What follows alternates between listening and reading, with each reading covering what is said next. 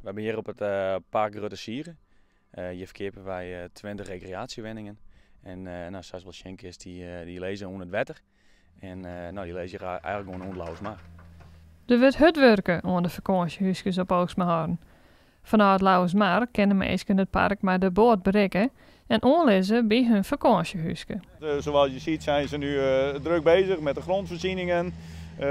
De funderingen liggen er al in en we zijn eigenlijk voor nou ja, bijna de helft, mag je bijna zeggen. Want we zouden kunnen zeggen, dit is de eerste fase en de tweede fase wordt aan de andere kant van het water. Dus het gaat goed. De huisjes worden natuurlijk gasloos gebouwd. Ze ben ik helemaal isoleren. En ze wil ik eigenlijk helemaal compleet opleveren. Dus haast inclusief keuken, vleren, het wordt een compleet wennetje, zeg maar zeggen, die opleveren wordt. En het is ideaal voor eigen broek. Hè. De meeste hebben gewoon volledig zelf broeken. Maar dan kun je zeggen van ik schaf wat doen en ik laat het volledig verhuren. Nou, de verhuur kun je eventueel zelf doen. Maar dan kun je zeggen van hey, ik laat een externe partij doen.